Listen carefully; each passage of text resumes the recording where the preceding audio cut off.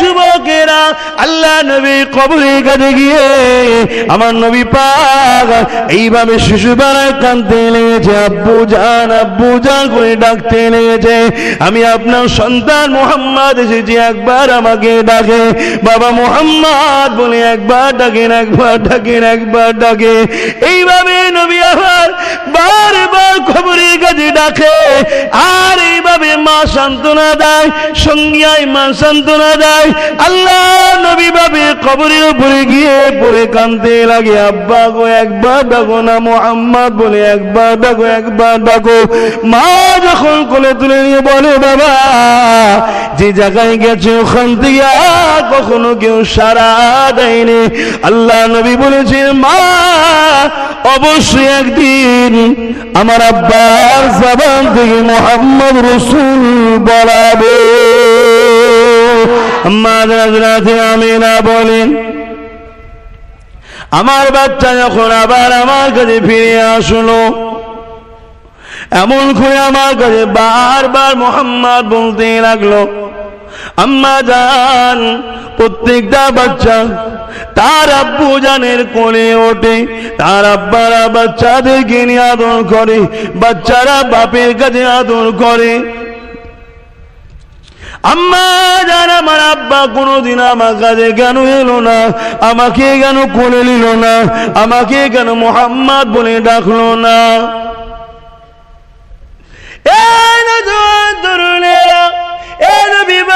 প্রেমিকেরা, আল্লাহ নবী শিশুবেলার জিন্দগিটা কেমন ছিল দেখে, ছোটবেলা থেকে নবী আমার কোন কষ্ট করেছেন দেখে। এ যুবকেরা, তরুণেরা, বাপেরা, মায়ের গর্ভে নবী যখন 6 মাস বয়সে আব্বা জান দুনিয়াতে চলে গিয়েছিলেন, দুনিয়া আসার কিছুদিন পরে দুধুমা হালিমা গায়ে চলে গেলে, আবার সেখান থেকে মায়ের কাছে যখন আসলে আল্লাহ নবী মাকে বলতে লাগে, আম্মা আমার আব্বা জান কোথায়, আব্বা জান কোথায়, আমাকে আমার আব্বা জানের কাছে নিয়ে চলে। এ যুবকেরা, তরুণীরা, মা বারবার বলতে লেগেছে, বাবা মুহাম্মদ তোমার আব্বা এমন একটা জায়গায় গেছে, সেখান থেকে কখনো ফিরে আসবে না। এইভাবে বারবার যখন বলে, একদিন নবী আমার জানতে চাইলে আজকে দিনে আমাকে আমার আব্বা জানের কাছে নিয়ে যেতে হবে। এই জন্য আল্লাহ নবীর আম্মা জান এমন হযরত আমিনা তিনার শ্বশুরের কাছে ইজাজতটা নিয়ে, আমার নবী পাকের দাদু জানের কাছে ইজাজতটা নিয়ে ওখান থেকে রওনা দিয়েছে। এই যুবকেরা মরুভূমি বাড়ি এলাকায় এইভাবে আস্তে আস্তে বাচ্চাকে সাথে করে নিয়ে, সাথে একটা মহিলা ছিল মাইমা, সাথে করে নিয়ে গিয়ে এমন করে হযরত আব্দুল্লাহ হুজুরের কবরের কাছে গিয়ে দাঁড়িয়ে যায়। বাচ্চা মুহাম্মদ কি আম্মা আমিনা লক্ষ্য করে বলে, বাবা মুহাম্মদ এখানেই তোমার আব্বা রয়েছে, যিনি এমন একটা জায়গায় চলে গেছে আর কখনো ফিরে আসবে না। এ যুবকেরা, আল্লাহ নবী কবরের কাছে গিয়ে আমার নবী পাক এইভাবে শিশুবেলায় কাঁদতে লেগেছে, আব্বু জান করে ডাকতে লেগেছে, আমি আপনার সন্তান মুহাম্মদ এসেছি, একবার আমাকে ডাকে বাবা মুহাম্মদ বলে একবার ডাকেন, একবার ডাকে। এইভাবে নবী আবার বারবার কবরের কাছে ডাকে, আর এইভাবে মা সান্ত্বনা দেয়, সঙ্গিয়ায় মা সান্ত্বনা দেয়। আল্লাহ নবী ভাবে কবরের উপরে গিয়ে পড়ে কাঁদতে লাগে, আব্বা গো একবার ডাকো না মুহাম্মদ বলে একবার ডাকো। মা যখন কোলে তুলে নিয়ে বলে, বাবা যে জায়গায় গেছে ওখান থেকে কখনো কেউ সাড়া দেয়নি। আল্লাহ নবী বলেছেন, মা অবশ্যই একদিন আমার আব্বার জবান থেকে মুহাম্মদ রাসূল বলাবে। এই যুবকেরা তারিখে হাদিস প্রমাণ করে দিয়ে যায়, আমার নবী 40 বছর বয়সে নবুয়তের ঘোষণা দিবার পরে তিনি তিনার আব্বা জান আম্মা জানের কবরের কাছে গিয়ে আবার তিনাদেরকে উঠিয়ে লা ইলাহা ইল্লাল্লাহ মুহাম্মাদুর রাসূলুল্লাহ এই কালিমা পড়িয়েছিলেন। এই যুবকেরা শরিয়াতে আহলে সুন্নাত ওয়াল জামাতের উলামারা আমরা যখন দোয়া করি দেখবেন আমার নবী পাকের বাবা মায়ের রূহ পাকে সওয়াবটা পৌঁছে দিই। এ যুবকেরা, তরুণীরা, প্রেমিকেরা, আমি যে কথা বলতেছিলাম ওখান থেকে আমার নবী পাক যখন আম্মা জান কোলে করে নিয়ে চলে আসতে লেগেছে, কিছু দূর যাবার পরে বিশাল ঝড় তুফান উঠে যায়, ওতে বিমার হয়ে যায় আম্মা জান। এই অবস্থাতে আম্মা জান জমিনের উপরে লুটিয়ে পড়ে, আল্লাহ পাকের মর্জিটা খেয়ে বোঝে বলে আম্মা জান আমেনা এইভাবে মরুভূমির জমিনে বাবারা ছেলে মোহাম্মদকে রেখে দিয়ে আল্লাহ ডাকে সারা দিয়ে চলে যায়। এই অবস্থায় আমার রাসূলুল্লাহ আম্মা জানের গালে চুমা দেয়, বুকে জড়িয়ে ধরে মাথা ঘোরায় বসে বসে কাঁদে আর বলে মা আব্বা তো কোনোদিন ডাকলো না, যদিও আপনি ডাকতেন। কিছুদিন পরে আবার আমি চলে গেলাম দুধু আলিমার কাছে, আবার আপনার কাছে এলাম, আবার আপনি চলে যাচ্ছেন মা, সারাদিন মা, সারাদিন মা। এ যুবকেরা, তরুণেরা, ভেবে দেখো, ভেবে দেখো, দোনোজানের সুলতান যার জন্য আল্লাহ দুনিয়া তৈরি করেছে সেই নবী পাকের উপরে কেমন আজমাইশ হচ্ছে, তোমার আমার অবস্থাটা কি হবে? তথাপি আল্লাহ তোমাকে আমাকে মারে না, কষ্ট দেয় না। কেন জানো? নবী আমার একদিন কাবা শরীফ তওয়াফ করতেছিলেন, হযরত জিবরাইল সাল্লামকে আল্লাহ পাঠিয়ে দিলেন, ও জিবরাইল আমার হাবিব কেন কাঁদে? দেখো কাবা তওয়াফ করতে করতে নবী আমার কাঁদছিলেন। হযরত জিবরাইল চলে আসলেন, জিজ্ঞাসা করলেন ইয়া রাসূলুল্লাহ হাবিবাল্লাহ আপনি কেন কাঁদে? ইনশাআল্লাহ নবী বলেছে জিবরাইল আমি কাবা তওয়াফ করতে করতে মনে পড়ে যায় অন্যান্য নবীর উম্মত উম্মতিরা সেই নবীর কথা শুনে না বলে আল্লাহ পাক তাদের উপর আযাব দিয়ে গজব দিয়ে ধ্বংস করে দিয়েছে। হযরত জিবরাইল আদ জাতির উম্মতরা ধ্বংস হয়েছে, সামুদ জাতির উম্মতরা ধ্বংস হয়েছে, আমার উম্মত উম্মতিদের মধ্যে থেকে আমি নবীর কথা অনেকে শুনবে না, আল্লাহ পাক তাদের উপরে নারাজ হয়েছে, আযাব গজব দিয়ে ধ্বংস করে দেয়, তারা বরবাদ হয়ে যাবে, ধ্বংস হয়ে যাবে, তারা জাহান্নামী হয়ে যাবে। এই জন্য আমি চিন্তিত হয়ে কাঁদতে লেগেছি। আল্লাহ পাক ওই আওয়াজ দিয়ে বলেছিলেন আমার হাবিব আমি কথা দিয়ে দিলাম যতদিন দুনিয়া জমিনে একজন ইমানদার আমাকে ডাকবে, একজন ইমানদার আপনাকে ভালোবাসবে, ততদিন পর্যন্ত তার খাতিরে দুনিয়া জমিনে আযাব গজব দিয়ে ধ্বংস করবো না। এই যুবক শুনে রেখে দাও, আজ আল্লাহ আমাদের উপর আযাব গজব দেয় না, এটা নবী পাকের দুয়ার ওসিলা আশিক রাসূলদের ওসিলাতে হতে লেগেছে। তাই বলে দিয়ে যায় আল্লাহ নবীকে ভালোবাসে, নবী আমার পুরো জিন্দেগিটা কষ্ট করেছে, ওখান থেকে নবী পাক হযরত আম্মা জান আমিনা হুজুর ছেড়ে বিদায় নিলে হযরত উম্মে আইমান নবী পাককে ঘরে নিয়ে আসলে আল্লাহ নবী এইভাবে আস্তে আস্তে আস্তে আস্তে বাপ মা ছাড়া নবী আমার বড় হতে লাগলে। নবী আমার যখনই কাঁদতে ওই কান্নার কথা নবী পাককে সাহাবারা বড় হলে জিজ্ঞাসা করেছিলেন, সাহাবা হুজুর দিগকে নবী পাক বলেছিলেন আমি যখনই কেঁদেছি ওই কান্নাটা ছিল আমার উম্মত উম্মতিদের জন্য চিন্তা। আল্লাহ নবী একদিন মদিনা নববী শরীফে বসে আছেন, হযরত নবী পাকের চাচা যান হযরত আব্বাস রাদিয়াল্লাহু তাআলা জিজ্ঞাসা করেছিলেন ইয়া রাসূলুল্লাহ হাবিবাল্লাহ শিশুবেলায় আপনি একদিন কাঁদতেছিলেন, হুজুর আপনি তো সবই জানেন, এই শিশুবেলার খবরগুলো আপনি জানেন, হুজুর আমরা কি জানতে পারি ওই কান্নাটা কেন ছিল? আপনাকে আমরা অনেক সান্ত্বনা দিয়েছি, আপনি কিছুদিন চুপ হন না, আবার কিছুক্ষণ পরে দেখি আপনি নূরে ঠোঁটে মুচকে মুচকে এসেছিলেন। আল্লাহ নবী বলেছে আমার চাচা যান হযরত আব্বাস শোনো, আমি যখন শিশুবেলাতে দুলনাতে দুলতে থাকতাম সকালে ৭০,০০০ ফেরেশতা আসতো, সন্ধ্যা পর্যন্ত আমাকে দুলা দিত, সন্ধ্যায় তারা চলে যেত, ডিউটি শেষ হয়ে যেত, সন্ধ্যায় নতুন ৭০,০০০ ফেরেশতা আসতো, রাত সকাল পর্যন্ত আমাকে দুলা দিত। এই যুবকরা ভেবে দেখো যে নবী পাককে দুলা দিবার জন্য আল্লাহ পাক তার ৭০,০০০ করে ফেরেশতা নিযুক্ত করে রেখেছে। এসেছিল, যে ফারিস্তা একদিন চান্স পেয়েছে অন্যদিন আর চান্স পায়নি। কেন? সমস্ত ফারিস্তার ইচ্ছা ছিল আল্লাহ নবী খিদমত করতে লাগবে। এই যুবকেরা, আল্লাহ নবী বলেছিলেন চাচা যান, এই ফারিস্তাদের মধ্যে আলোচনা হতেছিল আমার উম্মত উম্মতির মধ্যে থেকে একদল উম্মত আমার কথা না মেনে আল্লাহ দিনের বিখিলাফ করে তারা অন্যায় পাপাচার কাজ করবে, আল্লাহ তাদের উপরে নারাজ হয়ে যে আযাব গজব দেবে বলেছিল। আমি নবী যখনই কথা শুনলাম, আমি নবী তখন কাঁদতে লাগলাম, ও রাব্বি আল্লাহ পাক ওদেরকে মাফ করে দিন, ক্ষমা করে দিন, আযাব গজব দিয়ে বরবাদ করে দেবেন না, এইভাবে কাঁদতে লেগেছিলাম। আর আপনারা আমাকে সান্ত্বনা দিতে লেগেছিলেন, আমি কিন্তু চুপ হতে লাগি না।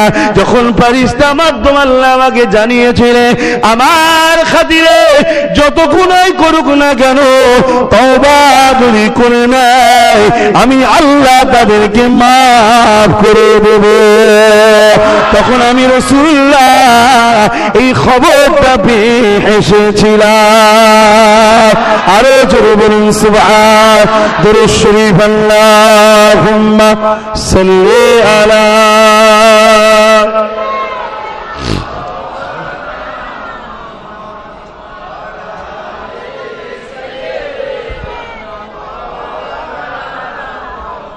আল্লাহুম্মা সাল্লি আলা সাইয়্যিদিনা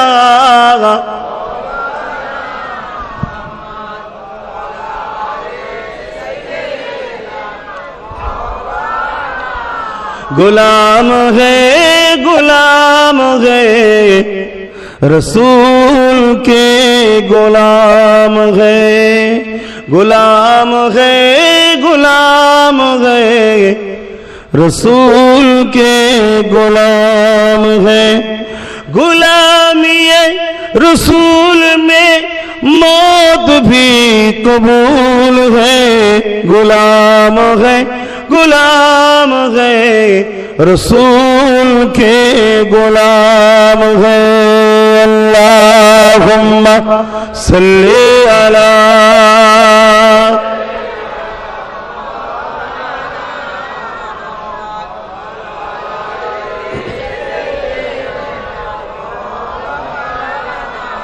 আমার আব্বারা ভাইরা, আমার রসুলের গোলামি করতে গিয়ে যদি জান যায়, মত হয়, রাজি আছেন না? না বলি তো আমরা সবাই, কিন্তু আমরাই তো সব থেকে বেশি ইসলামের ক্ষতি করে ফেলছি, আমরাই করে ফেলছি। যদি নিজেদের মধ্যে আমরা চিন্তা ভাবনা করি উত্তর নিজেরাই পেয়ে যাব। আমরা এখন সুদের দিকে, আমরা এখন ঘুষের দিকে, আমরা এখন জেনা ব্যভিচারী লোভ লালসা মার পিট সবের দিকেই আছি। কে মুসলিম দাবিদার আছে না? নাই। কিন্তু এগুলো তো বন্ধ করেছিলেন আমার রাসূল, আমরাই তো করছি। এগুলো করলে হবে না। আপনাদের মনটা বড় মরা, অসুবিধা হচ্ছে 11টা বেজে গেছে বলে। কেননা নবী আমার যে সময় এসেছিল এই পৃথিবীর জমিনে এত অশান্তি, এত আগুন জ্বলে উঠেছিল, যে অশান্তি, যে আগুনটা আল্লাহ নবী বড় কষ্ট করে বন্ধ করেছিলেন।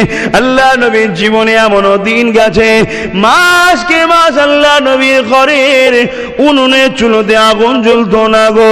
আমার নবী পাকের জিন্দেগিতে এমনও দিন গেছে পেটে পাথর কিনে কাটিয়েছে। আল্লাহ নবীর জীবনে এমনও দিন গেছে খাজুর গাছের গুড়িকে পিটিয়ে পিটিয়ে নরম করে বালিশ বানিয়ে দিয়ে ঘুমিয়েছে। এ যুবকের এত কষ্ট করা নবী আমার যে ইসলামটা রেখে গেল, ওই ইসলামকে নিয়ে খেলা করলে হবে না, ওই ইসলামের ক্ষতি করলে হবে না।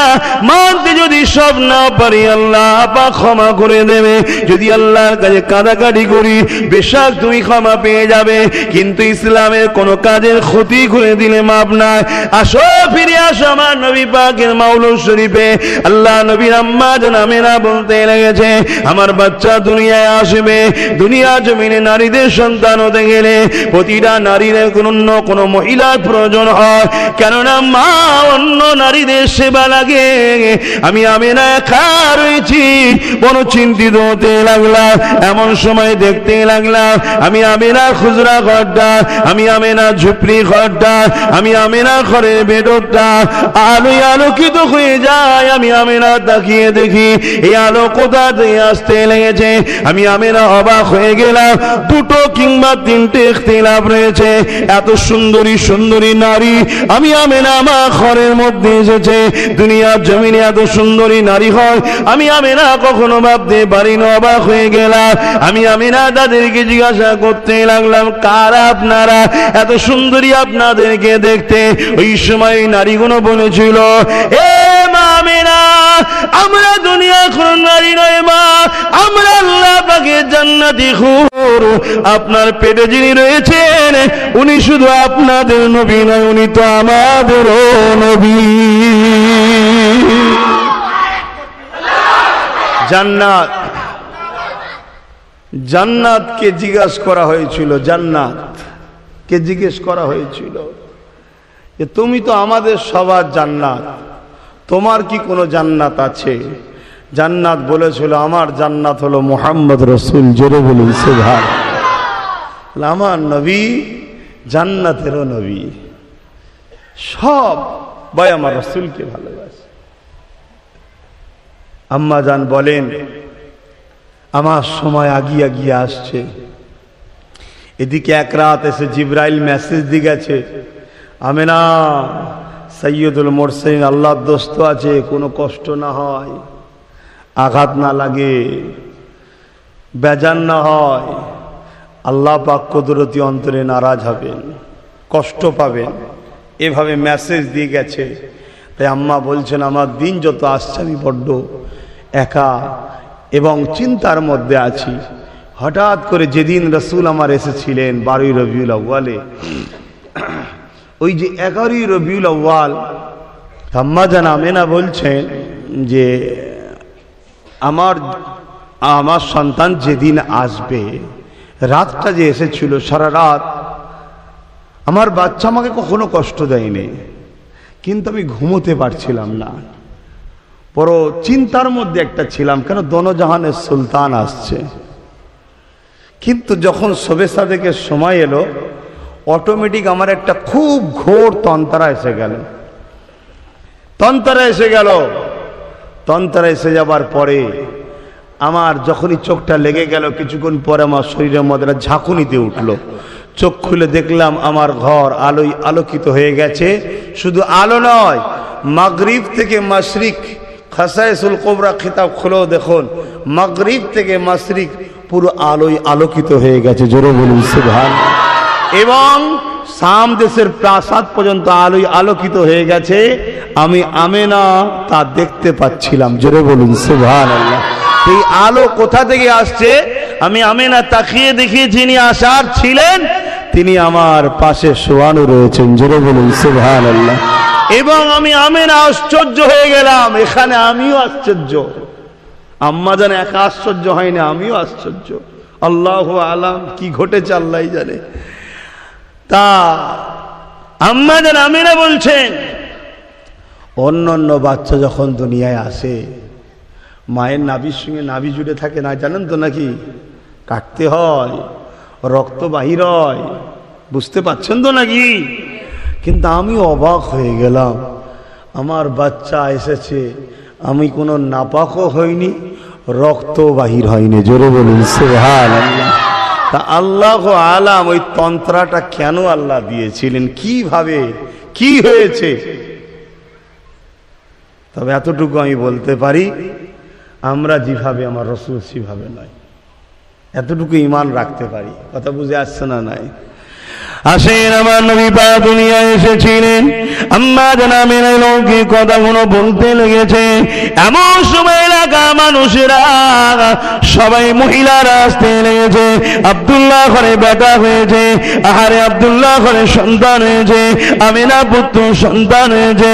এই সময়তে গাইবে একটা আওয়াজ হয়ে যায়, এখন কেউ যাবে না, আগে আমার ফেরেশতারা দেখবে, তারপরে সবাই যাবে। যুবকেরা এসেছিলেন, আমার নবী পাককে দেখেছিলেন, লাইন দিয়ে মিছিল করেছিলেন। আমি মিছিলের বিরুদ্ধে বলছি না, আসার মতো আসুন, যাবার মতো যান। গালে গুটখা খেয়ে, মাথায় টুপি নেই, উঁচু নেই, প্যান্ট শার্ট পরে, ঝান্ডা হাতে নিয়ে এইদিকে নারে তাকবীর, আল্লাহু আকবার, চোখগুলো তোমার কোন দিকে? এসব ভণ্ডমি করলে হবে না। তাই সেই যখন পরিবেশ নেই,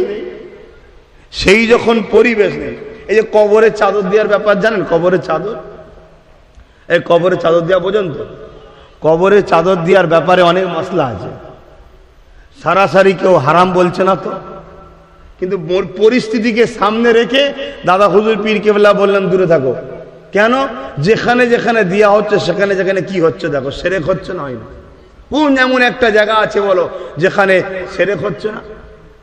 এই জন্য দাদা হুজুর বললেন বাবা দূরে থাকো, জিয়ারত করো, ফাতিহা শরীফ করো, ওলি রসুলাদের দোয়া চাও।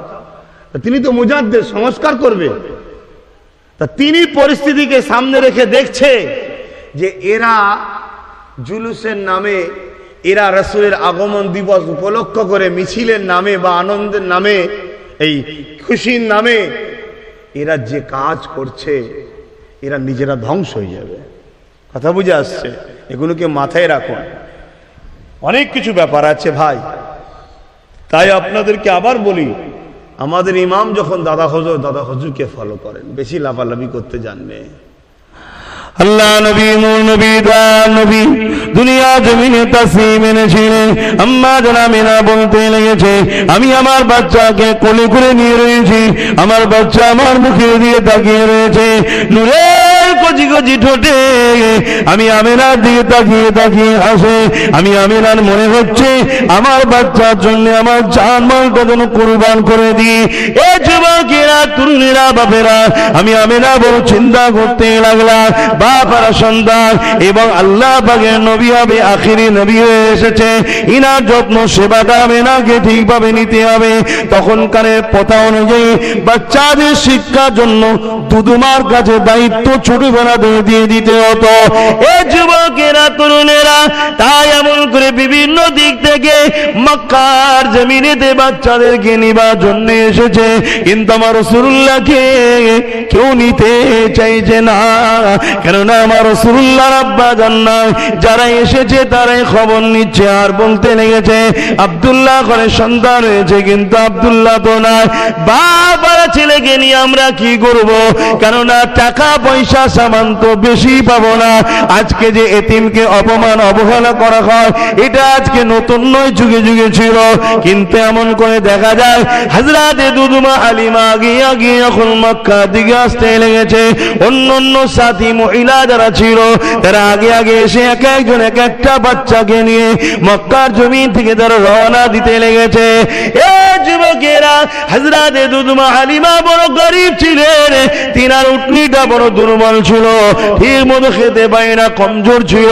কেননা গরীবের ঘরের জন্তু যেমন হয়ে থাকে আমাদের গ্রামে আমরা দেখি, ওই রকম দুর্বল রোগা ছিল, জীর্ণ ছিল।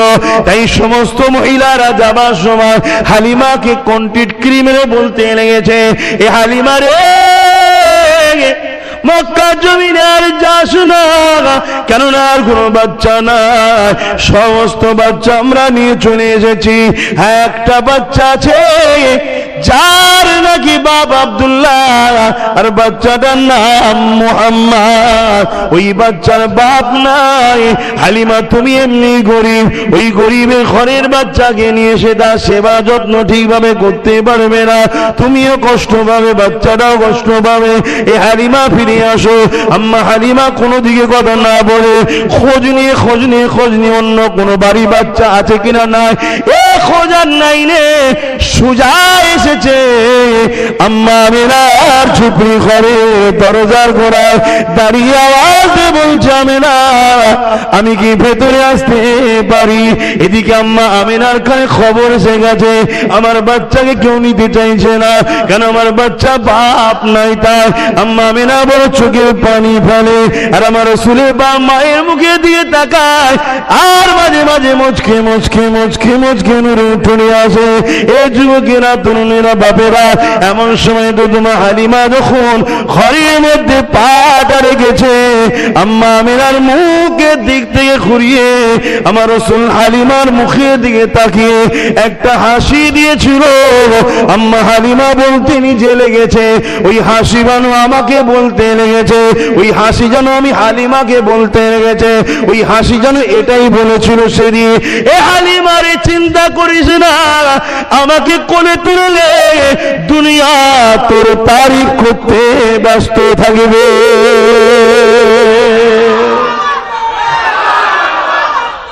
আল্লাহু আকবার।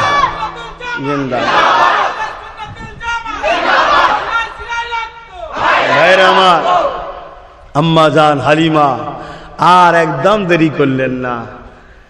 আর আম্মা আমেনা চিন্তা করছে হালিমা মনে হয় জানে না তাই এসেছে, কেন আমার বাচ্চাকে তো কেউ নিতে চাইছে না, বাপ হারা। High high high high. আম্মা হালিমা আর দেরি না করে আগিয়ে এসে বলছে আমেনা তোমার বাচ্চাটাকে আমায় দাও, আমি তোমার বাচ্চাকে নেব, তুমি কি দেবে? আম্মা জান আমেনা এটা আখেরি নবী হবে এটা বলেনি, শুধু এতটুকু বলেছে বাপ হারা সন্তান তুমি এর যত্ন করতে পারবে তো? আম্মা জান দুধমা হালিমা বলেছিলেন এ আমেনা শুনে রেখে দাও, আমি নিজের সব কিছু ত্যাগ করে দিয়ে কষ্ট নিজের উপরে চাপিয়ে দিও, আমি তোমার বাচ্চাকে কোনোদিন কষ্ট দেব না।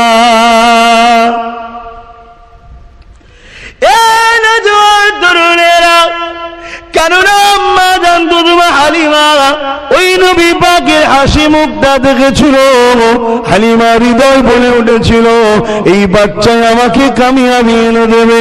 তাই আর ওটার আমেনাকে বলছে না, আর আম্মা আমেনাও হালিমাকে বলছে না যেটা আখেরি নবী হবে, আখেরি নবী হয়ে এসছে এটা বলছে না। এ যুবকেরা অনেক বড় কথা, আম্মা জান আমেনার কোল থেকে আমার রাসূলুল্লাহকে যখন দুধমা হালিমা বুকে নিয়ে নিল, ইতিহাস বলছি শোনেন, অবাক হয়ে যাবে। আম্মা জান হালিমা বড় গরিব ছিল, আহারে গরিবের ঘরের মায়েরা কি আর ভালো মন্দ খেতে পায়? গরিবের ঘরের মেয়েরা কেমন খাবে? গরিবের ঘরের মায়েরাই বা কেমন যত্ন পাবে? এই আম্মা জান হালিমা বলেন আমি বড় অবাক হতে লাগলাম, আমার দুর্বল শরীরটা মুহাম্মদ রাসূলের ছোঁয়া লাগার সাথে সাথে আমি বুঝতে পারলাম আমার কমজোরিটা কেটে যায়, আর মোহব্বত প্রেম জমে যায়, বুকে করে জড়িয়ে ধরলাম, আমি না ওখান থেকে বিদায় নিলাম, আমি আমার উটনির পিঠে উঠবো। ও যুবকেরা তরুণেরা বাপেরা, আমার উটনির পিঠে উঠার আগে আমি হালিমা চিন্তা করতে লাগলাম আবার কবে মক্কায় আসা হবে না হবে কোনো ঠিক নাই। এসেছি যখন আল্লাহর কাবা শরীফটা তওয়াফ করে নি, আমার নবী পাকের আগেও কাবা তওয়াফ হতো, এই কাবা শরীফ তওয়াফ করতে লেগেছে, বাচ্চারা কোলে রয়েছে নবী আমার। দুধমা হালিমা বলে আমি হাজারে আসওয়াদে চুমা দিলাম, দিবার সময় ভাবতে লাগলাম এইরকম একটা জান্নাতি পাথর, এই পাথরটা বাচ্চাটাকে একটু চুমা দিয়ে নি, এই চিন্তা করে যখন আমি হালিমা অবাক হয়ে গেলাম, পাথরের দিকে যখন বাচ্চার মুখটা নিয়ে যেতে লাগলাম আমি হালিমা অবাক হয়ে গেলাম। ইতিহাস আগে সাক্ষী দাও, ওই পাথরটা শূন্যে ভেসে উঠে আমার বাচ্চা ঠোঁটে লেগে যায়, দুনিয়াকে প্রমাণ করে দিল এ হালিমারে তোর কোলে কোলে কি আছে এখন বুঝতে পারিসনি? এটা জান্নাতি পাথর। জান্নাত তো তৈরি হয়েছে যার নূরে, সে তো তোর কোলে আছে। তাই হালিমা তুই আর কি চাস রে? এ হালিমা তুই এখনো বুঝতে পারিস না? আম্মা হালিমা অবাক হয়ে দেখতে লেগেছে। চুমা দিয়ে পাথরটা আবার নিজ জায়গায় আস্তে আস্তে পৌঁছে যায়। আম্মা হালিমা এবারে আগিয়ে যেতে লেগেছে, উটনির পিঠে উঠবে। আম্মা জান হালিমা বলেন, আমার উটনিটা বড় দুর্বল কমজোর ছিল। আমি অবাক হয়ে গেলাম, আমার উটনিটা এত শক্তিশালী ক্ষমতাবান কি করে হলো? এত দ্রুত যেতে লেগেছে। যারা আমার আসার সময় বেরোতে ছিল সমস্ত মহিলাকে পিছনে রেখে দিয়ে আমি আমার ঘরে বাচ্চা মোহাম্মদকে নিয়ে আগে পৌঁছে গেলাম। আরো জোরে বলুন সুবহানাল্লাহ। আহা, সেই নবী পাক সাল্লাল্লাহু আলাইহি সাল্লামের উম্মত আমরা। আর আমার নবীর কাছে সব থেকে প্রিয় হলো তার উম্মত। আর উম্মত হয়ে আমরা যদি সেই নবীর দিনের ক্ষতি করি, নবীকে জানতে দেবে না আল্লাহ, তোমাকে জাহান্নামে ভরে দেবে। মনে রেখে দিও, ক্ষতি করুন ইসলামের। ছোটখাটো বা ভুল হয়ে যায় মানুষের, আল্লাহ মাফ করে দেবে। ক্ষতি করলে ছাড়বে না। একটু বলবো না থাকবে? একবার দরুদ শরীফ আল্লাহুম্মা সাল্লি আলা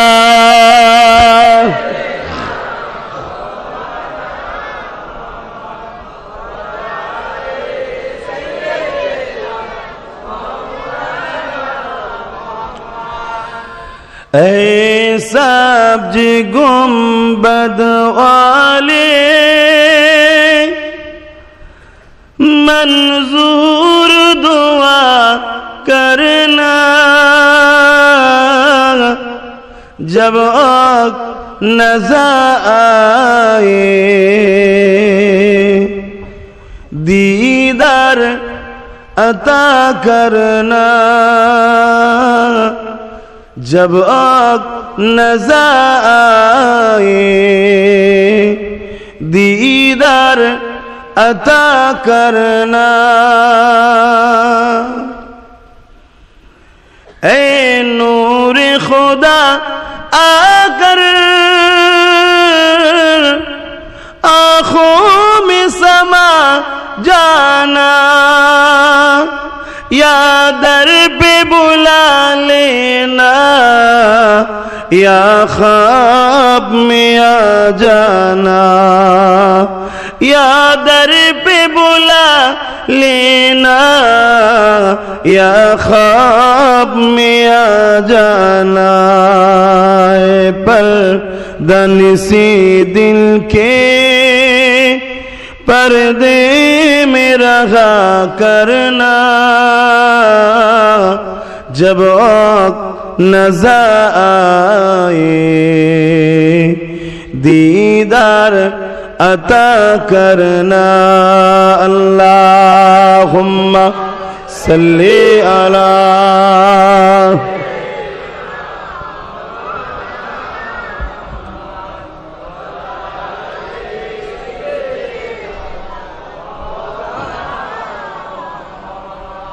میں قبر اندھیری میں گھبراؤں گا جب تنہا،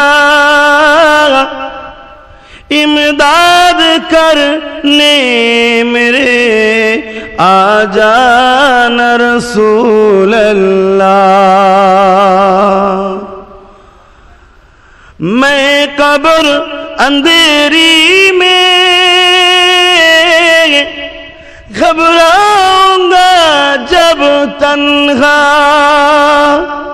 امداد کرنے آ جانا رسول اللہ، رسوائی زمانہ ہو آ جانا رسول اللہ، میں قبر اندھیری میں घबराऊंगा जब तन्हा इमदाद करने मेरी आ जाना रसूल अल्लाह अल्लाहुम्मा सल्ली अला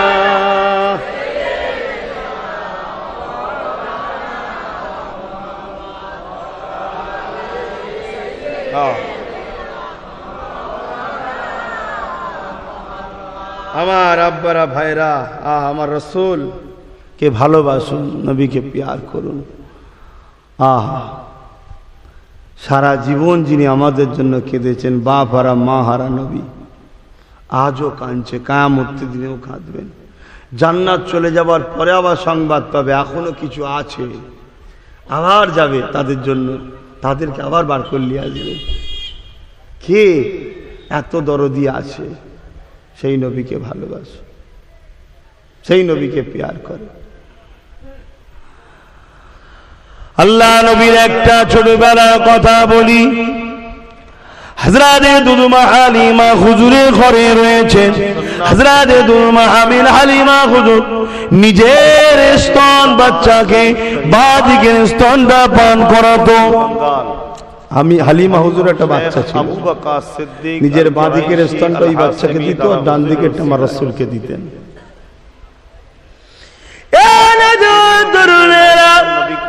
একদিনের কথা, অসতর্ক হয়ে আমার নবী পাককে বাঁ দিকের স্তনটা পান করাতে যায়। যখনই বাঁ দিকেরটা পান করাতে যায়, আল্লাহ নবী বিরক্ত বোধ করেন। নবী আমার অসুস্থি বোধ দেয়, পান করেন না, মুখ ঘুরিয়ে ঘুরিয়ে নিতে লেগেছে। কি ব্যাপার আমার হালিমা বুঝতে পারেনি। যখনই ডান দিকেরটা পান করতে দেয়, আল্লাহ নবী আবার পান করে। এ নবীর উম্মতিরা শিক্ষা নাও, শিক্ষা নাও। শুধু জলসা শুনবে, সুবহানাল্লাহ বলবে, আল্লাহু আকবার বলবে, সুবহানাল্লাহর ফজিলত তো পেয়ে যাবে জানি। অপরদিকে নবী দিয়ে ক্ষতি করার জন্য তোমার দুনিয়াতে আল্লাহ ফজিলত দিয়ে, ধার মিটিয়ে দিয়ে, শোধ করে দিয়ে, পরকালে কিন্তু তোমার স্থানটা কিন্তু খারাপ হয়ে যাবে। তাই জানিয়ে দিয়ে যায়, খবরদার করো, আমানত খেয়ানত করো না, কারোর উপরে জুলুম করো না, কারো মাল ছেড়ে খেও না। আল্লাহ নবীকে হযরতে দুলমা হালিমা আবার যখন বাদিকেরটা পান করাতে যায়, আল্লাহ নবী আবার পান করে না, মুখটা ঘুরিয়ে নিতে লেগেছে। আমাদের হালিমার কৌতূহল হলো, কি ব্যাপার, আবার ডান দিকেরটা দেয় আবার পান করে, আবার বাদিকেরটা দেয় পান করে না, আবার ডান দিকেরটা দেয় পান করে। আল্লাহ নবী এই কথাই বুঝিয়েছিলাম, মা আমি নবী, নবী কখনো কারো হক মারে না।